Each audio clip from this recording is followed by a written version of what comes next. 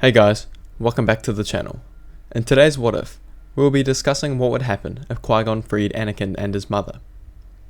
Qui-Gon would have argued with Watto to free Anakin's mother along with him.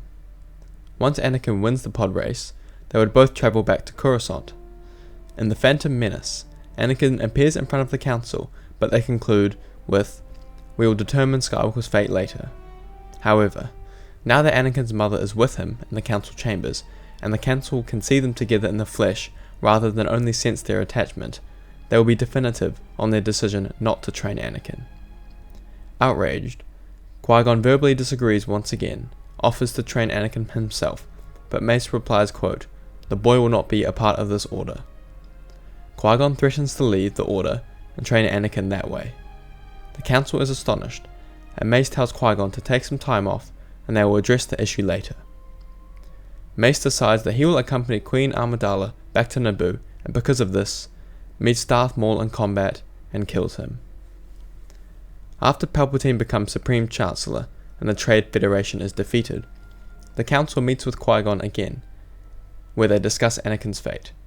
The Council stands by his decision, with Qui-Gon also standing by his. Qui-Gon leaves the Order and takes Anakin and his mother with him to train Anakin under the will of the Force. Qui-Gon and Anakin disappear for years.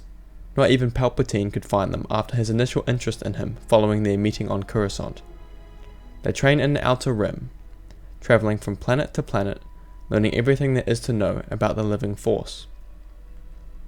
He does not follow strict Jedi teachings, but still strives within the light side of the Force. Anakin learns to have control of his emotions and carry out the will of the Force. Many years later, Palpatine and Dooku at his side execute Order 66, taking out a good chunk of the Jedi Order and take control of the Senate. Qui-Gon and Anakin feel this, and Qui-Gon explains to Anakin that his time as the Chosen One is coming. They arrive on Coruscant, Palpatine and Dooku instantly sensing the arrival of someone very strong in the Force.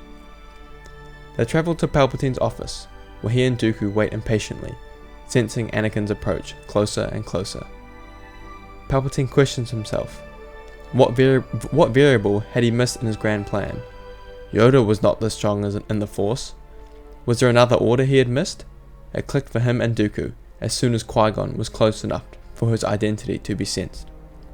The theorized Chosen One, Anakin Skywalker, was coming for them. Qui-Gon and Anakin enter the office. Palpatine and Dooku already ignited their blades. "This is unexpected," Palpatine explains. "Look how grown you've become since I met you all those years ago." Qui-Gon stares down his former master with disappointment. Nothing he needs to say. "How do you want to do this, Sidious?" explains Anakin. "Release your hold upon the galaxy, we'll have to go about this another way." "You cannot stop me," yells Palpatine, who lunges forward with a dark side scream. Anakin blocks and Force pushes him to the side. Qui-Gon and Dooku engage in combat, trading blows between Palpatine and Anakin. Anakin is hit with a crack of Force lightning from Palpatine, sending him crashing against the wall. Palpatine and Dooku pounce on Qui-Gon. They're both too much for the Lightsider to handle, and Dooku delivers the finishing strike. Anakin has trained for this.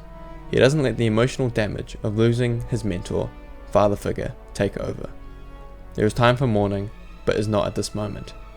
He claims Qui-Gon's saber and jumps between the two Sith. He slashes his lightsaber at the ground, causing sparks to fly in Palpatine's eyes and kicks him back.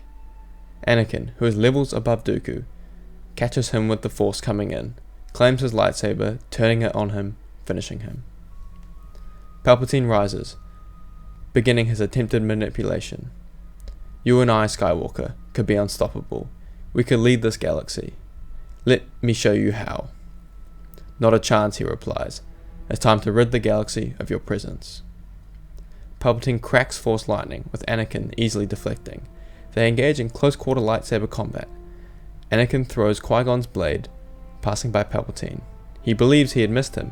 However, the blade crashes through the office window, and the introduction of the wind causes Palpatine's balance to decrease slightly. Anakin pulls up one of Palpatine's legs with his foot. causing him to crash into the ground. He attempts to strike at Anakin's legs, but Anakin parries, removing his hand with one swipe, and drives his blade through Palpatine's heart. The Jedi Order is crushed beyond repair, but from the ashes, Anakin constructs a new order, different from the old, where the will of the Force is prioritized and Jedi are encouraged to accept their emotions and strive for balance. Let me know if you guys want a part 2, and thanks for watching.